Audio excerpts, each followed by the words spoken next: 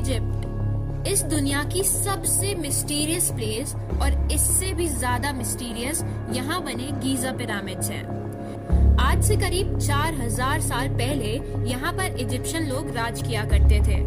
सबसे बड़ा रहस्य ये है कि इन लोगों ने ऐसे बड़े और मिस्टीरियस स्ट्रक्चर्स कैसे बनाए होंगे। इन पिरामिड्स के अंदर नेचुरल एसी है जो पिरामिड के इनर टेम्परेचर को 20 डिग्री सेल्सियस तक कॉन्स्टेंटली मेंटेन करता है और रात में इन पिरामिड्स का आसमान के तारों के साथ अलाइनमेंट होना, ये सब ऐसी चीजें हैं जो आज तक एक मिस्ट्री बनी हुई हैं। और सोचने वाली बात तो ये है कि इन पिरामिड्स को इजिप्शियंस ने बनाया था या फिर सबसे रहस्यमयी एलियंस ने।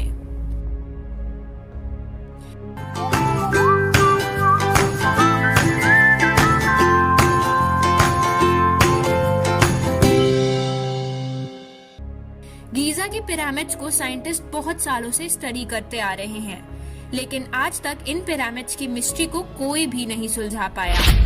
इन पत्थरों को एक साथ कैसे लगाया गया होगा और इतने परफेक्टली अलाइंड कैसे हो सकते हैं ये? उस समय में इस तरह के स्ट्रक्चर्स बनाना मशीनरी के बिना ऑलमोस्ट इम्पॉसिबल था।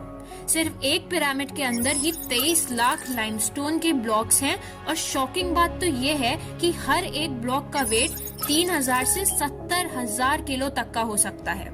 इन्होंने 4000 साल पहले इतने भारी पत्थरों को एक जगह से दूसरे जगह कैसे ट्रांसपोर्ट किया होगा?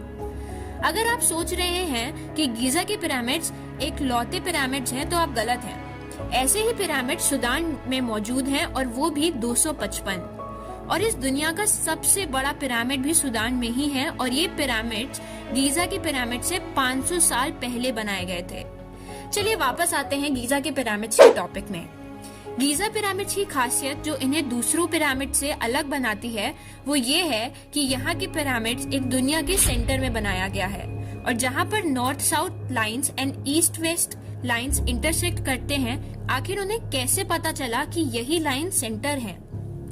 अगर आप रात के समय पिरामिड्स को देखेंगे तो आप नोटिस करेंगे कि ये पिरामिड्स आसमान के इन 3 तारों के साथ अलाइन करती हैं। तो इसके चलते कोई थ्योरिस्ट का कहना है कि बहुत साल पहले इन तारों में से एलियंस आए थे एडवांस मशीनरी के साथ, जिन्होंने इन पिरामिड्स को बनाने में मदद करी थी। इजिप्ट के लोगों का ये मानना है कि इन पिरामिड्स को इसलिए बनवाया गया था ताकि अगर वहाँ के राजा, जिनको फेरो बोला जाता था, जब कभी भी डेथ से वापस आएंगे तो उनके पुनर्जन्म होगा और इसलिए पिरामिड्स बनवाया गया था जिसमें उन्हें दफन कर उनकी सारी आत्मा वो अलाइन स्टार की ओर चली जाए। इन पिरामिड्स को इंसानों ने बनाया था या फिर एलियंस ने, बट एक बात तो श्योर है कि पिरामिड्स और दूर तारों के लिविंग क्रीचर्स यानी कि एलियंस के साथ कोई ना कोई कनेक्शन जरूर है।